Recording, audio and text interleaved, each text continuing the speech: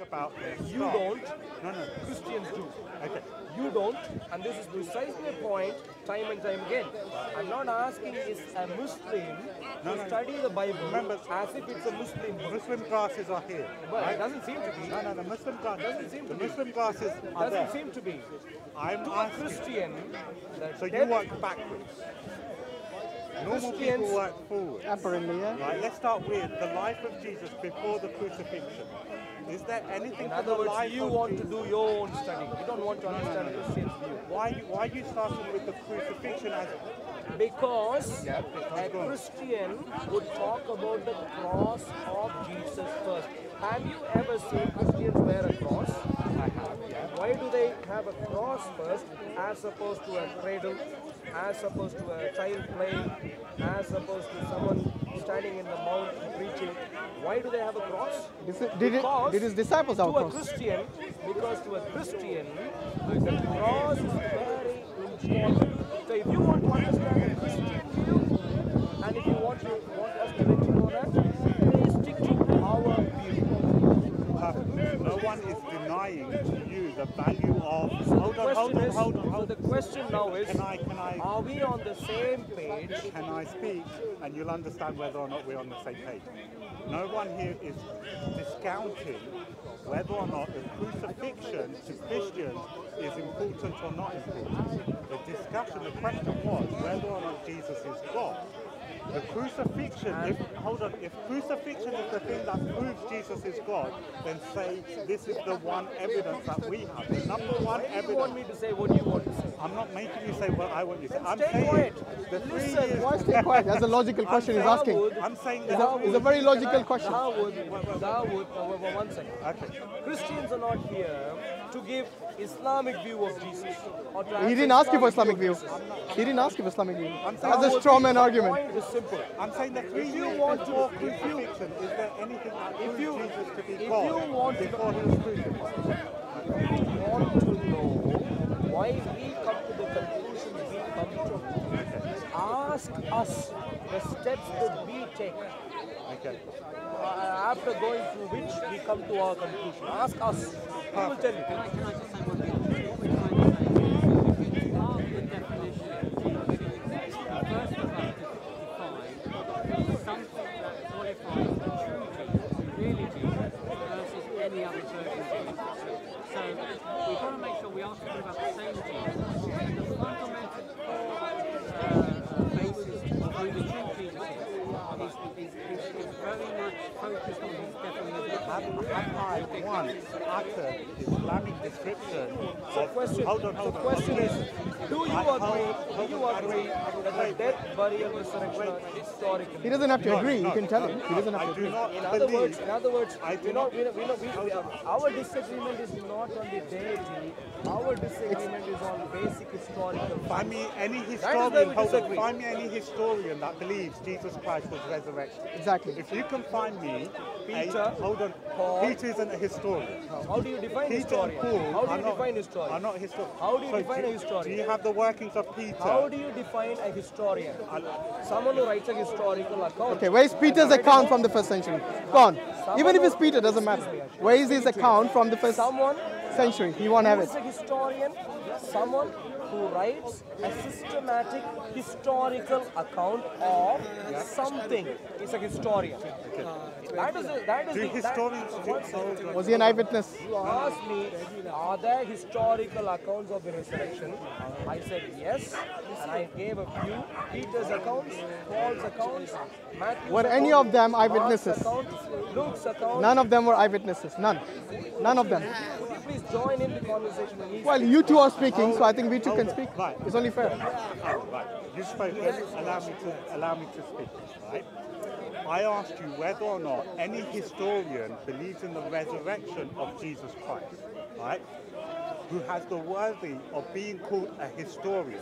Peter, Right? Look, an accolade.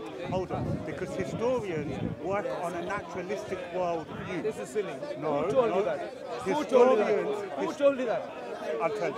Historians work. Okay? Historians work on a naturalistic worldview, not on a supernatural worldview. Who says that? Why? This is silly.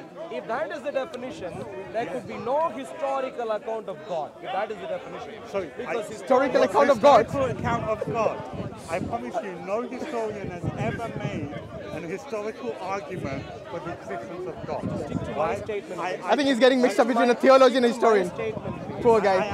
Stick to my He's statement. supposed to be the teacher for the Christians, this guy. The statement I am making is, Ignoramus. historians stick only to naturalistic worldview. Yes. So There please could find not me.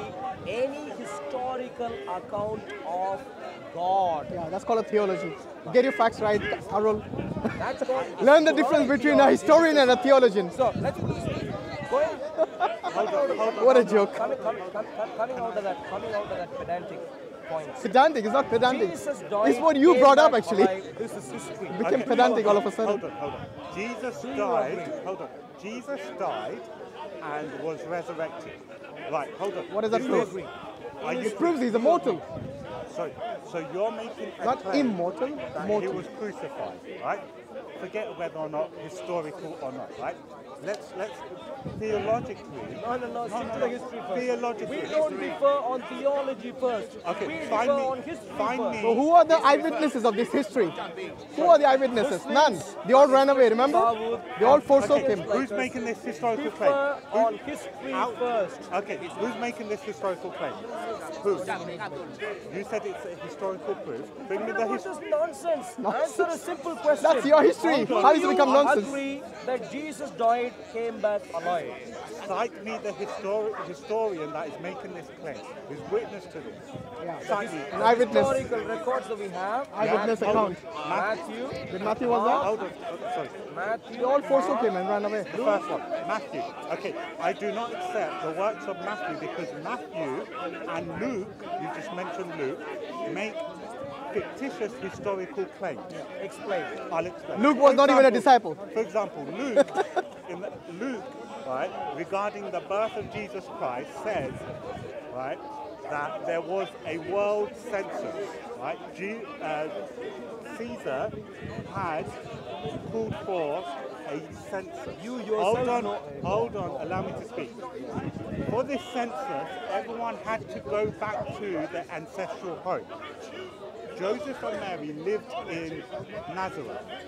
Jesus was born in Bethlehem. To make Jesus to be born in Bethlehem, he makes a fictitious story up about a census, making Jesus go Going to all Egypt. the way from from Nazareth to Bethlehem to be born. We know this to be a lie because there is no evidence outside of the Bible and Christian scripture that this thing ever took place. Imagine now. There was a census in 2011. There's going to be a census next year, right? They say you all have to go to your ancestral home for this census. Avril, where are you going to go? You're going to go back to India, Pakistan, or Bangladesh, or Sri Lanka? Please make your point quick. To do this census, the Roman world had to go back to their ancestral home. Now, David, right, was 1,000 years prior to Joseph. 1,000 years. Can you tell me who your ancestor was 1,000 years ago? Name me. Can you please make your point quick? So I do not nonsense, accept. so please Stop I do nonsense, not making a accept point. Luke's historical account since he makes history up. Answer, sir. Same Sir, for Matthew as well. Same for Matthew as well. Dawood stands in a public place and he wants to give a very, very sensible point apparently. And he says, Caesar ordered a census. Are you sure it was Caesar who ordered that census? Do According you have to your Bible? Do you have your Bible? Please. Do you have your Bible? Before I take the Bible, are you willing to say if it wasn't Caesar who ordered that census, that you don't know what you're talking about? Now, are you willing to agree? Am I willing to agree? You said, Yep. you said, you are portraying yourself, you're showing up yourself as an expert commentator on this case, and your expert commentary. He's giving his opinion. He didn't say he's an expert. I don't care about opinions. I care about. Well, you give history. your Okay, opinions please as find- well. Okay, perfect. Dawood, Hold on. The opinion he gives his opinion. No one said he's expert. Let me make the point. Hold on. Let me make the point. Forget my... Let me make the point. Let me make the point. Hold on. I held on for a long time for you to finish your point. No, go. You wanted to portray Luke as a person who comes up with fictitious history. You wanted to do that. And to aid your case, you said Luke talks about a census that the Caesar. Before you Google search, before you refer to your prophet Google, before you refer to your prophet Google, please. You said to aid your case, you were talking about a census that Caesar ordered. So he's looking at he can look at it if he wants to. You can't force him. I'm requesting you not to look at Google now before you agree on something, please. Okay. Without ad hominems, Prophet Google. And the agreement is, if the point is you can't find a censor that Caesar ordered in the book of Luke, can we conclude that you don't know what you're talking about? Okay. Can we conclude That's that? the question you've asked. Now allow me to reply. Now he's asking me whether or not me saying it was Caesar or whether or not there was a census in the Holy Roman Empire, right? As written in Luke, it does not in any way, shape or form dilute or alter my argument. Because you don't know what you're talking about. You're playing the person, not the bull. No, I'm not playing the person. I'm making a simple point. Someone, if it wasn't Caesar, allow me to if it wasn't Caesar, he'll say he's wrong. Happy? If it wasn't Caesar, then he'll say he's wrong. That's it. I'm not playing the person. Okay. I'll explain you why. Who was it? If it wasn't Caesar, who was it? If it wasn't Caesar, as you portrayed, it would. I'm not playing the person. I'm playing the point that you don't know what you're talking about. And if it was Caesar, hold on. If it was Caesar, what are you gonna do? Never come to this park ever again? So, if it was Caesar, no answer. Are you ever going to come to this? No answer. Hold on. Shoko, you're laughing at Arul. Shame on you. If it's about He's laughing at Arul. If it's not about the... Whose side are you on? You said you're playing the ball, I'm going to play the way you're playing, Guys, let's not get our egos in. Whoever's wrong will just say I'm wrong and move on. Come on. So hold on. Who was it? Who was it? Who ordered the census? The census was ordered by Caesar, but it was during... After all that. What did I say? After all that. I want to know if you know what you're talking about. You earlier implied that it wasn't Caesar. So, and you went into a whole hoopla about nothing, basically. Hold on. Do you know That's a what joke. you're talking about? And then he talks about historians. So, hold on. I don't know. Okay, let's calm down and cool down. Let's not make that. Sorry, in the middle of a conversation here. Plain and simple. Was there a census ordered by Caesar the man himself or his right-hand man or his administrators across the Roman world as it was known back then? According to Luke, for everyone to go to their ancestral home, therefore causing Mary and Joseph to go to Bethlehem for a census that we know never occurred. I know it occurred. You think it never occurred. So can you bring the evidence that this occurred, please? Because historical evidence. Historical. I already said. Why is the Bible not historical? I already said. Because earlier outside of the Bible, you appeal to history instead of theology. Luke is the only one that says this. No one else says this. So what? Luke is making up a historical claim. No. Luke, that's why I asked you the simple question. Arul, in 2021, there's going to be a census in this country. If they hold on. If they say in the census everyone has to go to their ancestral homes for this census, where are you going to go, Arul? Are you going to go to India, Pakistan, or Bangladesh, or Sri Lanka? Tell me, what is the logical reason of a census sending all its citizens to their ancestral home to find out? It's a fair question. Can you answer that, Arul? The only reason why Luke did this because he needed Jesus to be born in Bethlehem to fulfill a prophecy in the Old Testament. Stop. That is the only reason why he made up this historical fictitious claim. So let me try. I don't accept Luke. Let me If try from and the very understand. start he's got a basic thing wrong, the birth of Christ, why should I accept the very end of Christ from Luke and Matthew and John and Mark? It's a fair question. Your point is something like this, yeah? You think for a census which happened in the 1st century, it doesn't make sense for as part of the census for people to go back to their homeland. It does not make sense, and therefore it could not have happened. It's fiction. That seems to be your point. Either you misunderstood what I said, right? For example, how would a census know whether or not Joseph's ancestors were from Bethlehem? How would they ever know? What is the benefit, even though that wasn't my argument, what is the benefit of holding a census of where someone's ancestral people came from if you don't already have a record of where their ancestors were from? If there are no documents of Arul from India, me saying Arul has to go to India, Pakistan, Bangladesh or Sri Lanka to register for a census is pointless. The only reason to do that was if BMP wanted to kick you out and make sure you don't get back in again. This is silly. This is silly. And it's also silly for Luke to make that story up just so he could have Jesus born in Bethlehem. You are making a statement time and time again. You are saying Luke made that story up. You use the term fiction, and I'm assuming you know what a fiction means. Fiction is something which purely has been imagined in someone's mind. Do you have a proof that Luke had purely imagined this, as opposed to saying it is possible he imagined this? I think he's made that point many times already. Now, what is the proof that it is pure fiction? When Luke talks about that, and the fact of the people of his time reading that and being quite happy with that account. Number one. Number two, you were saying the census sending people back to their homelands does not make sense. I am saying that is not true. It could very genuinely make sense. And the sense that it could make is this kind of census hasn't taken place before. This is the first time we have no precedence.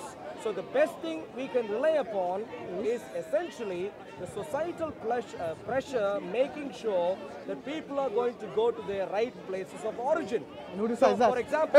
For example, if a similar census is ordered today, and if I suddenly showed up in Scotland, and if I said this is my ancestral home, hopefully the Scottish would look at me and say, oh, you don't look like me, you don't belong, you don't seem to belong here, and therefore they could catch me out.